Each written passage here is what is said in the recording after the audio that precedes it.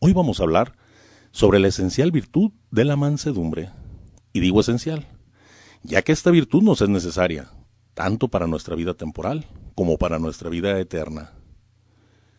Antes de empezar este tema, es necesario que les diga que la causa que me llevó a investigar sobre la mansedumbre es porque, al igual que muchos de ustedes, yo estoy interesado en conseguir esta virtud, ya que personalmente conozco los terribles efectos y consecuencias de no vivir con ella. Estoy consciente de lo doloroso que ha resultado para mí y para los que me rodean cuando no me he esforzado por dominar mis arranques de ira totalmente contrarios a la mansedumbre. Y también, en algunas ocasiones he experimentado aquel inmenso gozo que se vive en el espíritu, después de que, auxiliado por la gracia de Dios, he logrado superar algunas contrariedades que me incitaban a perder el control y dominio propio. Por eso, no teóricamente, sino por experiencia propia, puedo avalar lo que aquí comparto hoy con ustedes.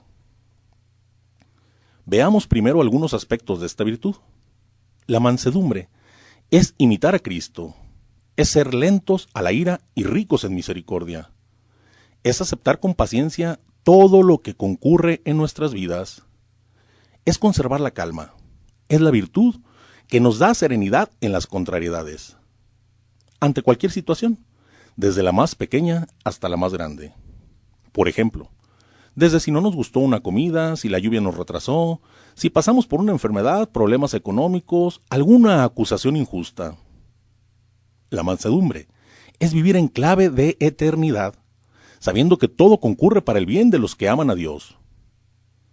Que lo que nos ocurre es permitido por la providencia divina, ya sea para purificación de nuestra alma o para adelantar en la vida espiritual. Esta virtud de la mansedumbre no puede sobrevivir si no va unida a la humildad de corazón, ya que la humildad es el fundamento o cimiento de la perfección cristiana. Y como dice San Agustín, para hacerse grande hay que comenzar siempre por hacerse pequeño. Vivir en la virtud de la mansedumbre y la humildad es también saber pedir consejo. Es escuchar consejos sin medir los méritos del que nos los da. Es saber reconocer nuestros errores. Es aceptar nuestras faltas sin excusarnos.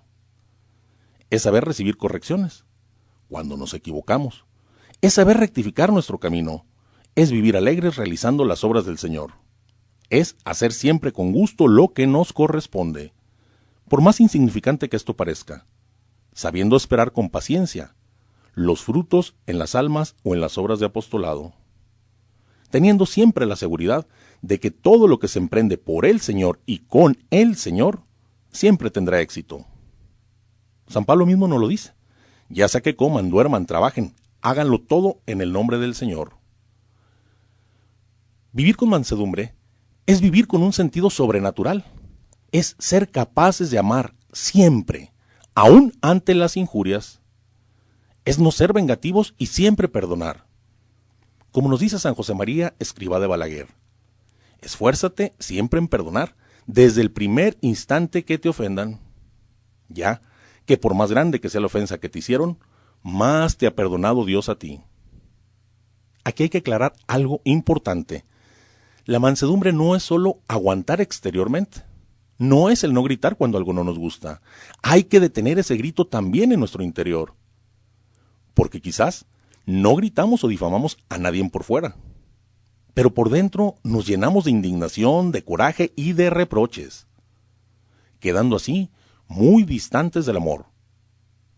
Es decir, si no vivimos una real mansedumbre, poco a poco nos llenamos de odio.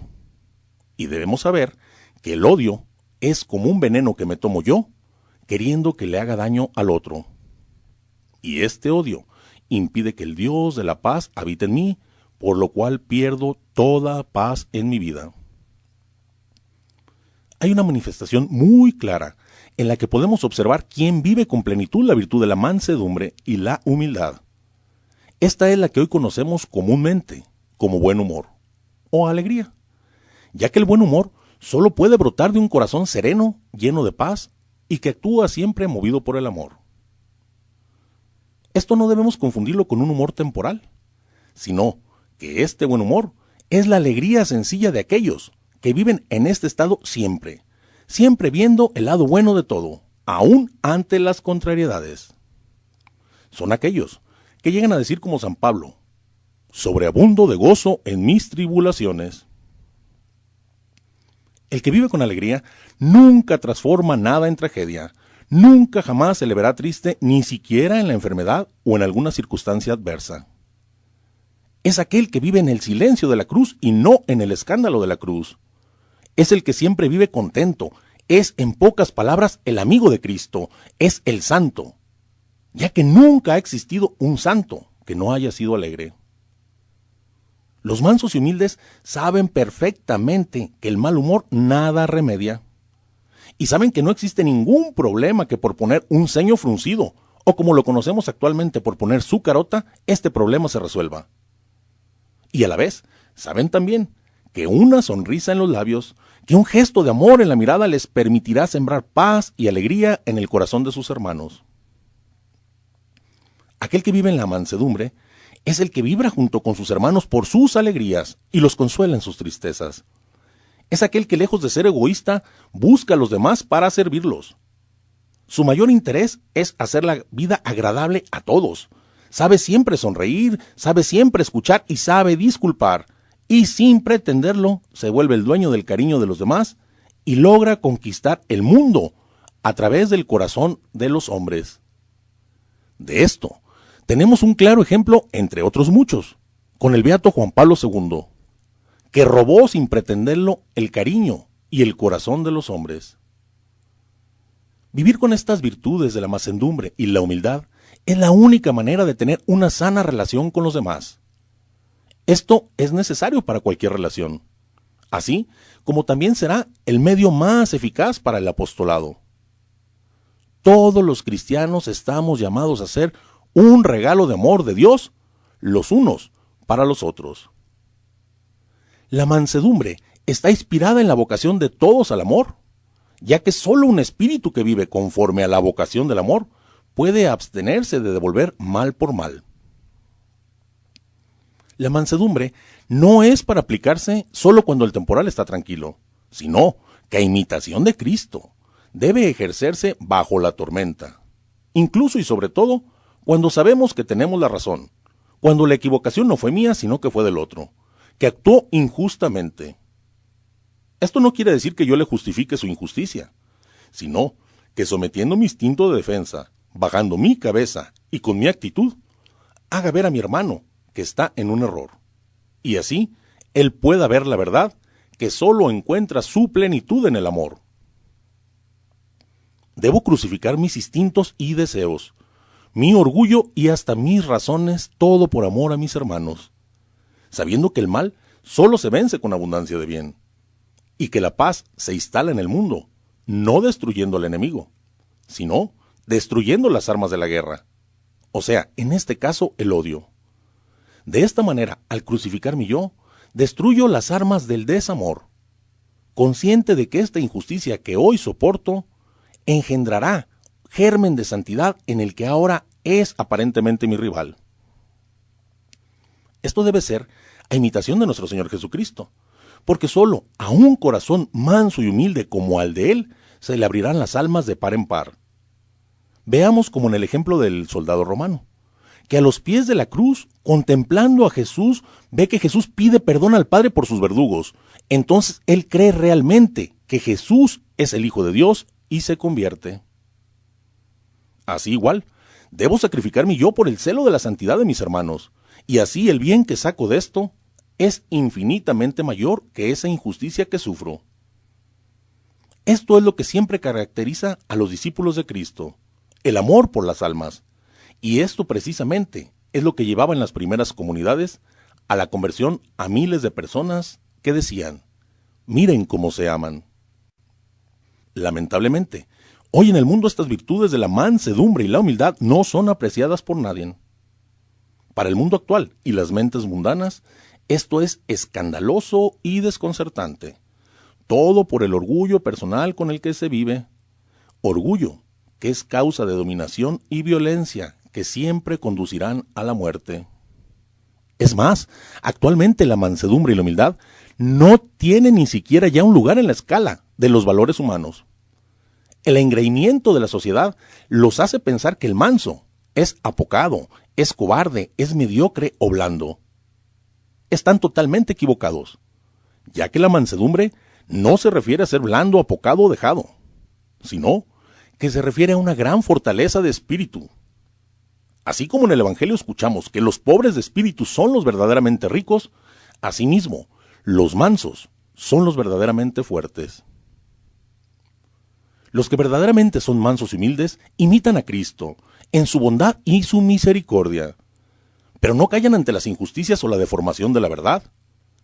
Por lo cual, el manso es el único que está realmente capacitado para dirigir a una sociedad dentro de la justicia y la paz, ya que esta persona, por su mansedumbre, puede manejar todos los acontecimientos con madurez y eficacia, y puede dirigir a las personas en las situaciones más adversas, sin ser arbitrario, ni ser déspota, sin usar de la violencia, o sea, sin herir a nadie.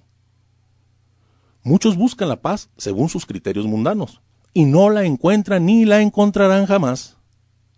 No entienden que si viviéramos en un mundo lleno de mansedumbre y humildad, no tardarían en encontrar esa paz tan anhelada. Muchos creen que con las imposiciones arbitrarias, con las amenazas y su brusquedad de modales, pueden educar y obtener respeto de los demás. Piensan que el bien se consigue más fácilmente a gritos. Piensan que con solo levantar la voz y ser autoritarios ya triunfaron. No hay nada más equivocado y ridículo, ya que todos hemos visto cómo una persona autoritaria, que pretende manejar a las personas como si fueran cosas, y que habla siempre con palabras duras, solo causa dolor, y solo logra que se cierren los corazones. Lamentablemente, muchas veces los corazones que se cierran son los de aquellos a quienes ellos quisieran manifestar su amor, y de los cuales esperarían ellos ser amados, y es muy probable que los que se comportan así en el fondo realmente quieran amar, pero por falta del dominio propio, en vez de dar cariño o amor, solo terminan causando dolor. Todos sabemos lo difícil que es convivir con un iracundo, que por su falta de carácter y su dureza, es incapaz de tener una amistad sincera, ya que se encierra en sí mismo y desconfía de todos. Juzga siempre a todos con severidad, se enoja de todo, ya porque no complacen sus deseos, ya porque no hacen lo que él piensa que es lo correcto.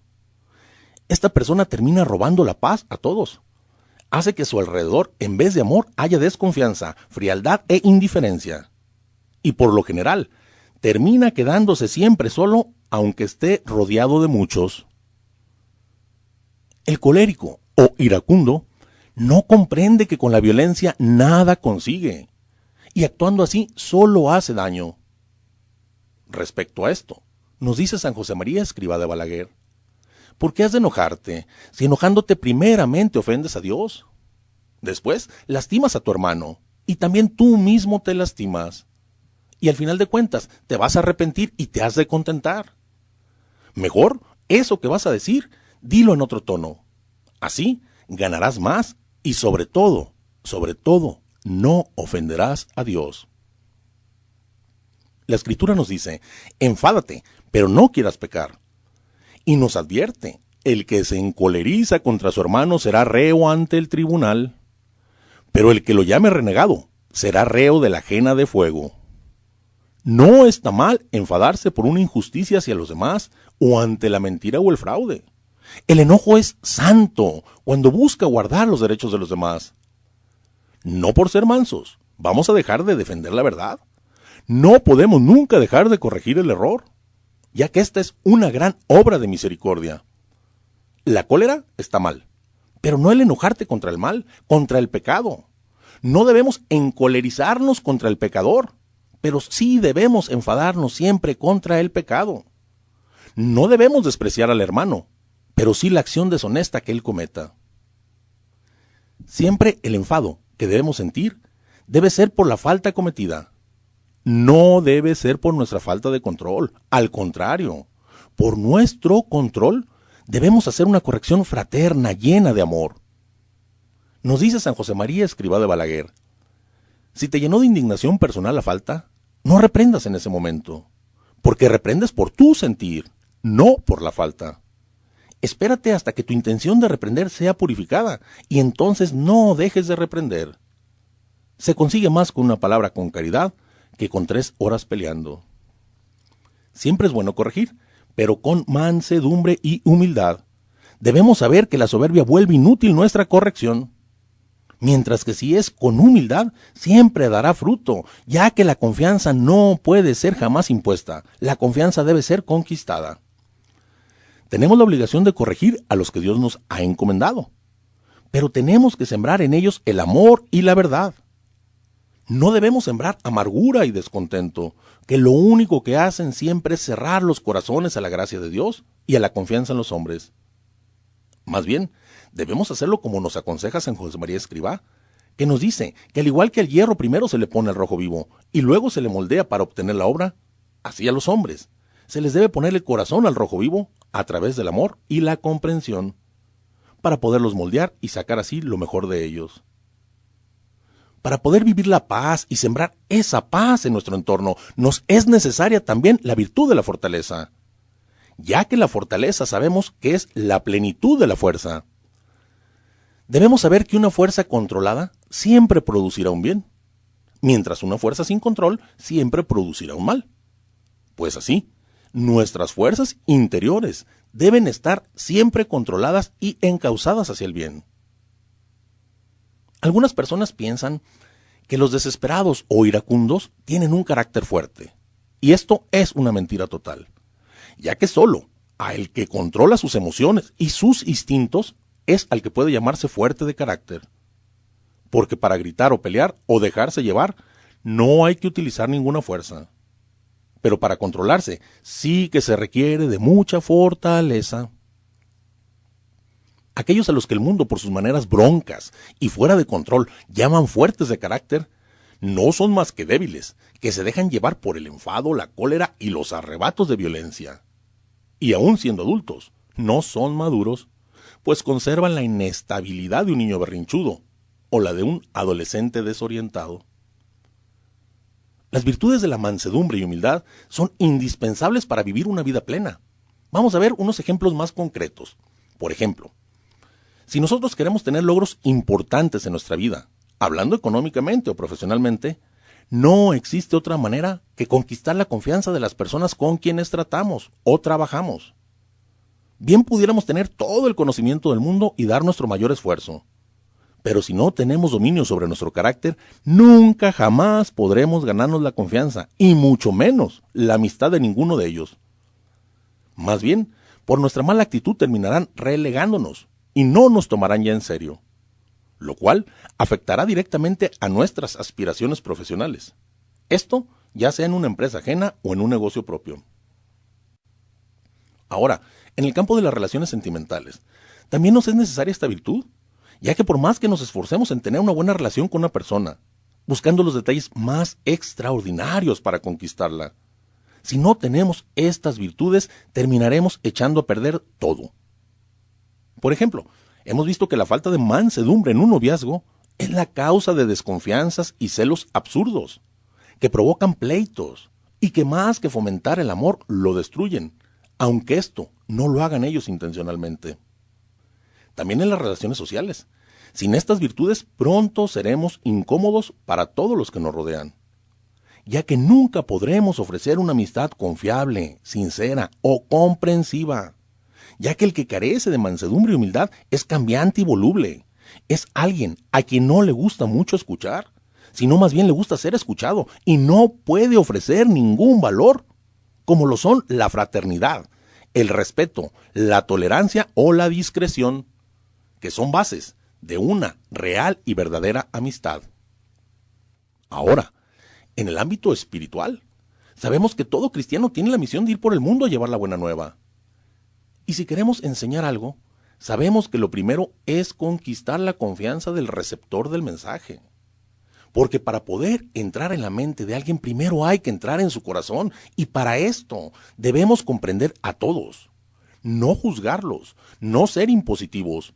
No debemos utilizar nunca jamás la violencia para enseñar. El propio San Pablo nos dice que siendo libre se hizo esclavo de todos, que se hizo judío con los judíos, se hizo como si estuviera sin ley con los que están sin ley, se hizo débil con los débiles y trató de adaptarse a todos. Esto, por el celo del Evangelio de Cristo y para ganarlos a todos para Cristo. En la Escritura podemos observar un gran ejemplo de lo que la humildad y la mansedumbre son capaces de lograr en el corazón de los que nos rodean. Recordemos, había un recaudador de impuestos judío llamado Zaqueo, el cual era despreciado y relegado por su propio pueblo, ya que él estaba al servicio de los romanos, y muchas veces estafó a los de su propia raza. Cuando Zaqueo supo que Jesús iba a pasar cerca de donde él estaba, quiso verlo, aunque fuera de lejos, y audazmente se subió a un árbol. ¿Y cuál fue su sorpresa? Que al pasar por ahí Jesús se paró, lo miró y le dijo: «Bájate de ahí, Zaqueo, que hoy me voy a hospedar en tu casa». ¿Se imaginan la alegría que sintió de que Jesús no lo despreciara por su condición de pecador? Dicen que preparó un gran banquete e invitó a sus amigos, los cuales no eran más decentes que él en su proceder. Esto indignó al pueblo, que comenzó a murmurar de que Jesús se sentaba con pecadores a comer. En la Escritura no se lee jamás que Jesús en ningún momento le recriminara por sus pecados, o que le dijera: «Mira nada más lo que andas haciendo, Zaqueo, ya conviértete», sino que Zaqueo, movido únicamente por la misericordia y el amor que observó de Cristo para con él, se puso en pie y dijo: «Señor, la mitad de mis bienes se la doy a los pobres. Y si he engañado a alguno, le devolveré 4 veces más». Y entonces Jesús le contestó: «Hoy ha llegado la salvación a esta casa». Este tipo de conversiones milagrosas solo se pueden lograr a través del amor y la misericordia, fruto de un corazón manso y humilde. Vemos cómo Cristo, siendo el único que es y es el ofendido, no le recriminó nada a Zaqueo. Y nosotros, que no somos, muchas veces juzgamos a los demás por sus pecados, sin detenernos a pensar cuáles son las causas que los llevaron o los orillaron a actuar así, como algún trauma o alguna falta de instrucción, no lo sabemos, o cualquier otra causa. Y por no actuar hacia ellos con amor y misericordia, estamos viendo actualmente que no hay frutos de conversión. Debemos comprender que nuestra función como discípulos no es triunfar sobre los demás, ni defender a capa y espada el mensaje que llevamos, sino que nuestra función es dar a conocer la doctrina de Cristo. No podemos imponer nuestra fe a nadie, debemos exponerla con amor a todos. Nada más debemos sembrar la semilla, ya que hacerla crecer es solo función de Dios. La conversión de nadie depende de la fuerza o el coraje con el que les llevamos el mensaje. Lo que convierte a las personas es la verdad misma que contiene el mensaje. El que es manso puede corregir sin herir, sin ofender. Su mensaje llega con suavidad. Así como el rocío de agua fecunda la tierra empapándola sin violencia, y es contrario al aguacero que en vez de fecundar destruye, arrancando la vegetación y esterilizando la tierra, pues asimismo, solo el manso y humilde que habla sin ofender prepara los corazones para una buena cosecha, mientras el que ofende los deja áridos y cerrados. Solamente siendo mansos ganaremos la tierra para Cristo. Debemos entender que no somos ángeles llevando el mensaje de Dios, sino que somos hombres queriendo llevar el mensaje de Cristo. Y para tratar con otros hombres es necesario primero ganar su confianza. Nos dice San José María Escrivá de Balaguer al respecto: caras largas, modales bruscos, fachada ridícula, aire antipático, y así ¿esperas animar a los demás a seguir a Cristo? Si no poseemos la virtud de la mansedumbre, es probable que vivamos cometiendo errores que afectarán o herirán a los demás. Y lo mejor que nos puede pasar es que nos demos cuenta de nuestro error y terminemos pidiendo disculpas. Pero debemos comprender que las demás personas con las que convivimos tienen también sus limitaciones, por lo que es muy probable que se cansen de perdonarnos. Y cuando bien nos vaya, nos compadecerán y dirán: evita el trato con él es así. Aquí hay algo que es preciso aclarar, y es que esto de que él es así no es verdad. De nadie podemos decir él es así. Más bien se puede decir que está equivocado. Debemos saber que la gente no es así. No existe gente mala, existe gente confundida o equivocada. Para que pudiéramos afirmar que una persona es así, tendría esa persona que haber sido creada así, y entonces nunca podría cambiar. Recordemos lo que nos dice la Sagrada Escritura, que Dios vio que todo lo que había hecho era bueno, y especialmente el hombre. Todos hemos observado grandes conversiones en personas como por ejemplo San Agustín o San Francisco de Asís. Ellos iban por la vida equivocados, pero rectificaron su camino y alcanzaron grandes grados de santidad. Lamentablemente, este error de decir, él es así, se comete muy frecuentemente por los papás que hablan así de sus hijos, los cuales toman esa opinión de sus padres como su realidad, pensando, no puedo cambiar, yo soy así. No existe nada más equivocado. Debemos saber que en Cristo somos criaturas nuevas, que mientras alentemos vida tenemos la posibilidad de cambiar y convertirnos en lo que realmente somos, hijos de Dios llamados a la santidad. Los conflictos de vida que nos causa el no ser mansos y humildes, hemos visto que son incontables. Vamos a ver otro, por ejemplo, en el matrimonio. En el matrimonio el mal humor entre los esposos crea desconfianza y hace que en vez de vivir con tranquilidad y con paz, vivan siempre en una desconcertante y terrible actitud de alerta. Siempre a la defensiva, haciendo estéril cualquier intento por hacer crecer el amor.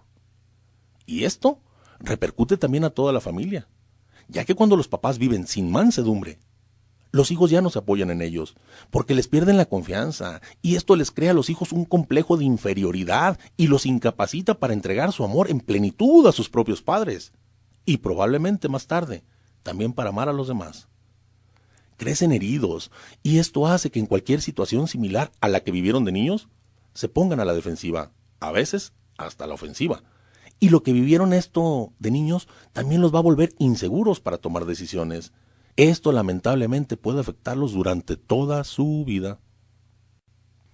Hemos visto cómo la mansedumbre es tan necesaria en todos los campos y aspectos, desde el humano, el profesional y el espiritual, ya que solo con la mansedumbre ganará un católico almas para Cristo. Solo con la mansedumbre los papás lograrán una educación sólida en sus hijos. Y solo con la mansedumbre reinará la paz en las familias, en la sociedad y en el mundo entero. Solo así podremos ser felices y hacer felices a los que nos rodean. Dice un sacerdote que un gran pecado que podemos cometer en esta vida es no ser felices. Y más grande aún es el no hacer felices a los que nos rodean. Lógicamente, no debemos confundir estas palabras. Aquí es válido aclarar que ser felices o hacer felices a los demás no consiste en concedernos a nosotros ni conceder a los demás caprichos mundanos, sino que esta felicidad debe ser la verdadera, a la que Dios nos invita, no la felicidad falsa a la que nos invita el mundo. Nosotros no seremos nunca plenamente felices en esta vida mientras no poseamos a Dios, en la medida en que se puede poseer aquí en la tierra. Y no podremos hacer felices a los que nos rodean mientras a través de nosotros no experimenten ellos claramente el amor de Dios. La mansedumbre nos lleva a vivir una vida plena, nos permite disfrutar una buena posición profesional, social y sentimental. Y lo más importante, nos ayuda a santificarnos. Nuestro Señor nos dice, bienaventurados los mansos, porque ellos poseerán la tierra. Nuestro Señor nos invita a esto, porque Él sabe que el señorío y la posesión de la tierra solo se logra a través del corazón de los hombres. El poseer la tierra no se refiere a un pensamiento mundano o como a pensar ser dueños del planeta, no, sino que se refiere a poseer el bien en la tierra dominando el mal. Primero, poseyéndonos nosotros mismos a liberarnos de nuestro mal carácter. Después, poseyendo a Dios, que se le revela y se le entrega a los humildes. Y por último, poseedores del cariño de todos, ya que con nuestra actitud conquistaremos su corazón. Mientras que por el contrario, esta falta de carácter y dominio nos desposeerá de todo, ya que esta no solo afecta a otros, sino que afecta a la propia persona que vive así. Por ejemplo, un cristiano, después de un arranque de cólera, toma conciencia de que eso que hizo no estuvo bien, y entonces se siente humillado e incapaz de controlarse. Se siente muy mal, y vive siempre con remordimiento y desilusionado de sí mismo. pues su comportamiento desmiente la fe que profesa. Se siente como un usurpador y llega a tener miedo de sus reacciones desordenadas, ya que no sabe a dónde lo llevarán la próxima vez. Se va amargando poco a poco. Y esto es más grave aún, cuando esta persona es una persona que pretende ser instrumento para llevar a los demás hacia Dios. Esta persona bien pudiera ser un sacerdote, un religioso o un laico comprometido, que lamentablemente en vez de ser útil, por no vivir las virtudes de la mansedumbre y la humildad, se vuelve perjudicial para la iglesia, ya que un arranque de mal humor de estas personas puede desviar a muchos del camino que llevaban hacia Dios. Además, él mismo no encuentra paz, sosiego ni refugio ni en la oración ni en ninguna práctica religiosa, ya que alberga en su alma sentimientos de rencor y hasta odio, que no le permiten acercarse realmente a Dios, al cual solo podemos encontrar y accesar a través del perdón y el amor hacia nuestros hermanos.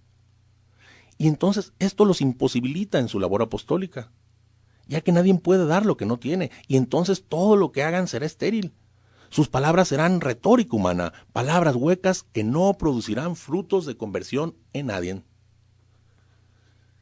Debemos estar conscientes que es imposible avanzar en la vida espiritual. Es más, es imposible siquiera empezar a caminar en la vida espiritual si no se tienen las virtudes de la mansedumbre y la humildad, las cuales solo pueden conseguirse con una ascesis, o sea, con la recta intención de desarraigar en nosotros toda actitud anticristiana. Para esto es indispensable el auxilio de la gracia, que se obtiene a través de una vida sacramental y de oración. Pero debemos saber que la vida sacramental sin esta ascesis no sirve. Al igual que esta ascesis no funciona sin la vida sacramental. El encuentro con Cristo es vital para nuestra conversión. De esto vemos muchos ejemplos en la Escritura. Entre ellos vemos cómo la mujer adúltera, después de encontrarse con nuestro Señor y experimentar su misericordia, cambia su manera de vivir. Nuestro Señor, después de salvarla de morir apedreada, le dice: vete y no peques más. Le manifiesta su amor, le da un consejo y junto con él la gracia. Pero no le dice: automáticamente por este encuentro que tuviste conmigo, jamás volverás a pecar. Sino que él le pide que ella se esfuerce para no pecar más. Observemos a San Pablo, que tuvo un encuentro personal con Cristo, y no por eso quedó inmune a pecar, sino que preguntó a nuestro Señor: ¿qué debo hacer? Y el Señor le dijo: vete a Damasco, y ahí te dirán lo que debes hacer. San Pablo tuvo que decidir ir a Damasco o no, y más adelante San Pablo le dirá al Señor, refiriéndose a las tentaciones: Señor, quítame este aguijón que tengo clavado en la carne. Y el Señor no le dice: ay, perdón, se me olvidó quitártelo en nuestro encuentro, pero ahorita te lo quito de volada. Más bien le dice: con mi gracia te basta, manifestando al Señor que ninguna tentación, ni todas juntas, son más fuertes que su gracia. Así nosotros, no por llevar vida sacramental, vamos a quedar inmunes de pecar. Ahí se nos va a dar lo necesario. Se nos va a incendiar en el amor. Se nos va a dar el consejo y también la gracia. Pero se requiere de nuestro esfuerzo personal para vencer a la tentación. Nuestro Señor mismo en la oración del Padre Nuestro nos enseña a pedir a Dios que no nos deje caer en la tentación. No nos enseña a pedir que la desaparezca, ya que no es malo que nos lleguen las tentaciones. Es un mal solo si caemos en ellas, pero se puede obtener un gran bien si las vencemos, porque tentación vencida es igual adelanto en virtud. No existirían los grandes virtuosos sin las grandes tentaciones. La mansedumbre y la humildad son virtudes necesarias para alcanzar la santidad. Entonces, ¿qué debemos hacer concretamente para alcanzar estas virtudes? El primer paso. Para alcanzar una virtud, no hay otra que el deseo. Ese es el primer paso, el deseo. Hay que desearlo con recta intención y conscientes de que no nos va a ser sencillo este camino, pedir entonces al Señor su gracia. Después, por voluntad propia, hay que ejercitarse en hacer continuamente actos contrarios, en todo lo que vaya en contra de la virtud que esperamos alcanzar. Estos actos nos llevarán a formar un hábito en nuestra vida, y este hábito, una vez que forme ya parte de nuestra vida, con la ayuda de la gracia se convertirá en una virtud. En este caso, para alcanzar la virtud de la mansedumbre y la humildad, debemos hacer actos contrarios a todo lo ajeno a ellas, como son el nerviosismo, la impaciencia, el enojo, la falta de dominio propio, la soberbia, el engreimiento, el amor desordenado por nosotros mismos. Entonces hay que practicar con heroísmo actos de templanza, de paciencia, tolerancia, benevolencia, humildad, nunca dejarnos llevar por el instinto, ni dar gusto a las apetencias de la carne, sino dejarnos llevar por las apetencias del espíritu. Todos estos actos deben ir impulsados por una vida de oración y vida sacramental.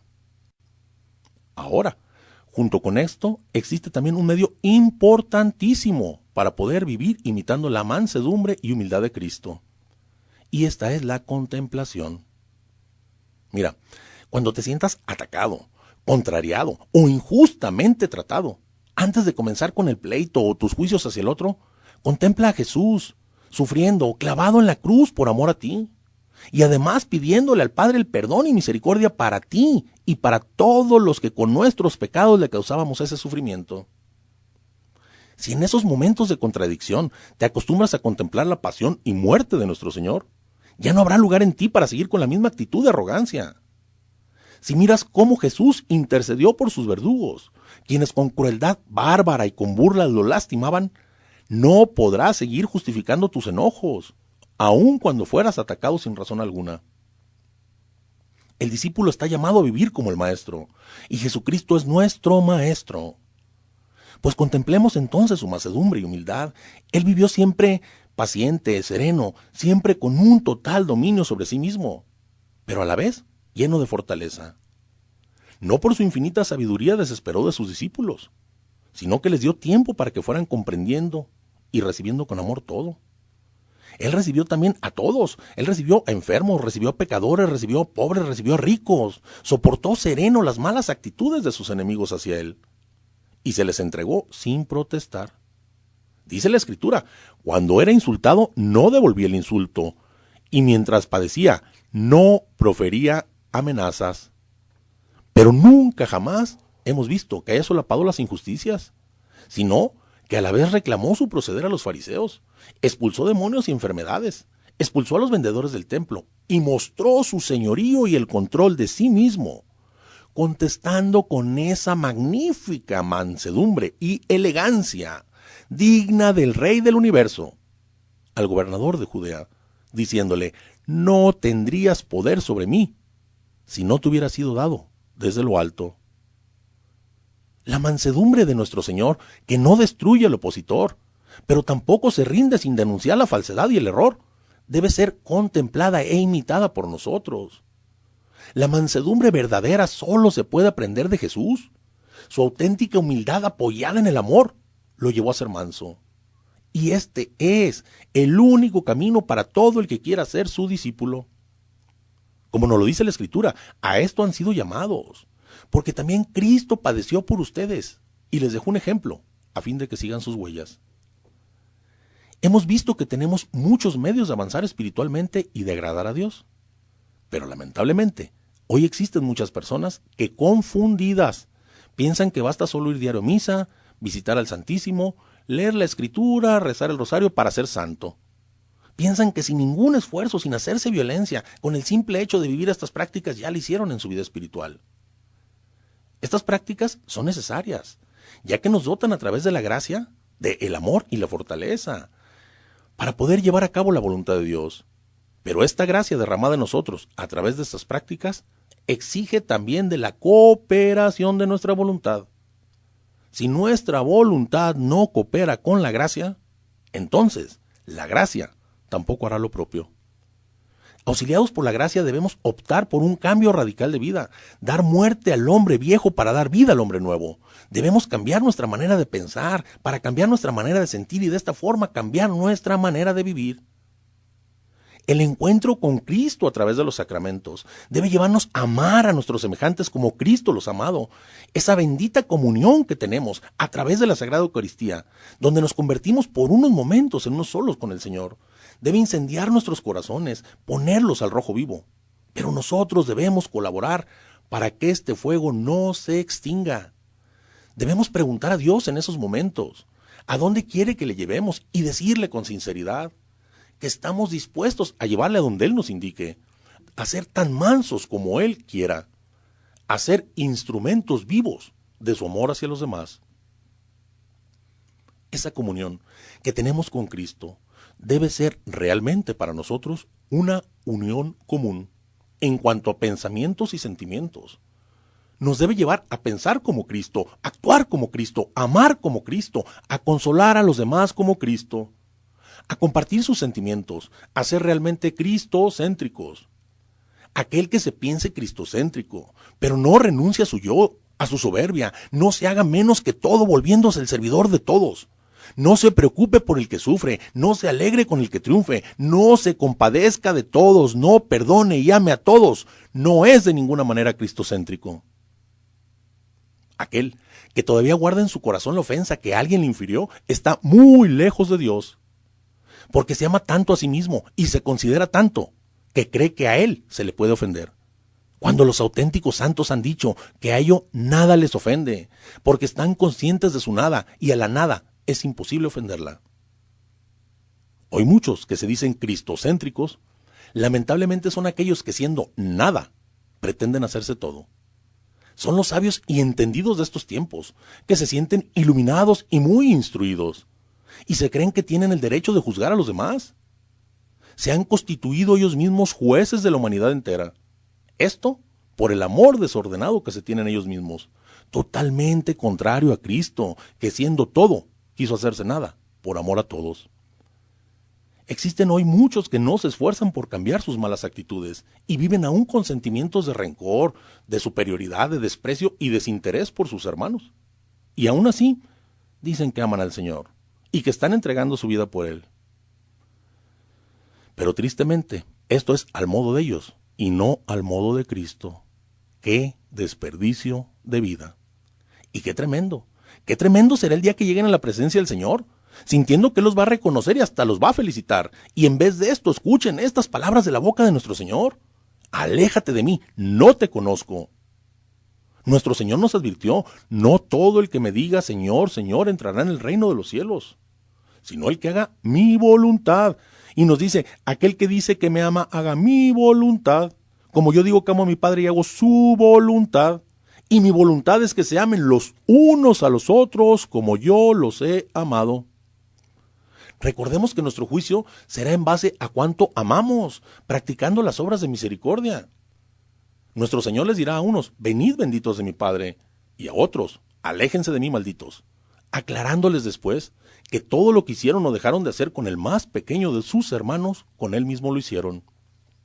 Si alguna vez quieres saber realmente cuánto has avanzado en la vida espiritual, pregúntate con sinceridad qué tan manso y humilde eres.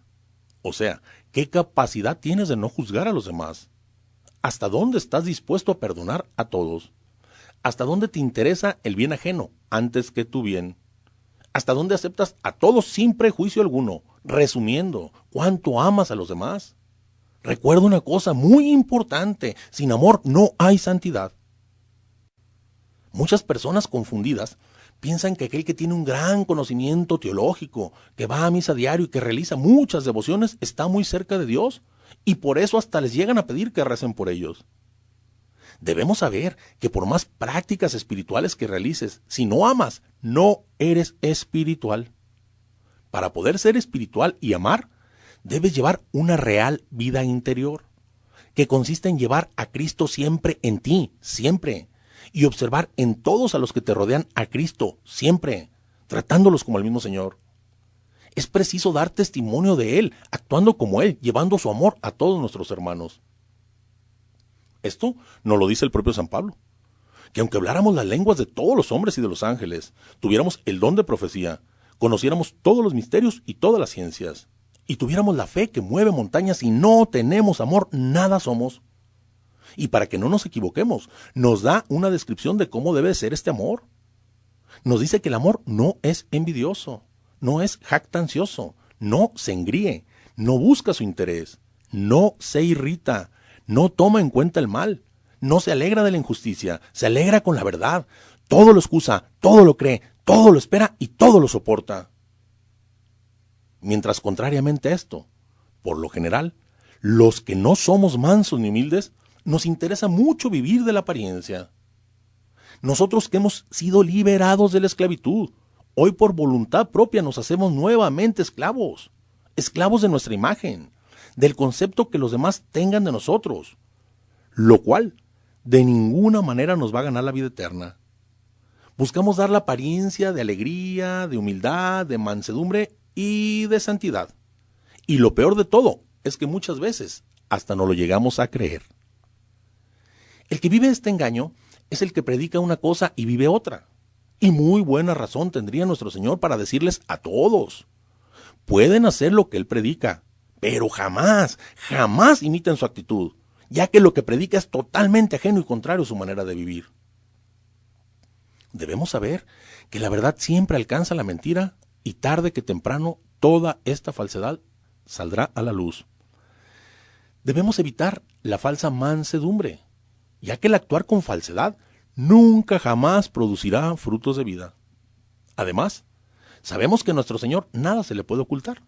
Y esto lo vamos a comprobar el día que lleguemos a su presencia y nos demos cuenta de que su mirada en ningún instante de nuestras vidas dejó de estar frente a nosotros.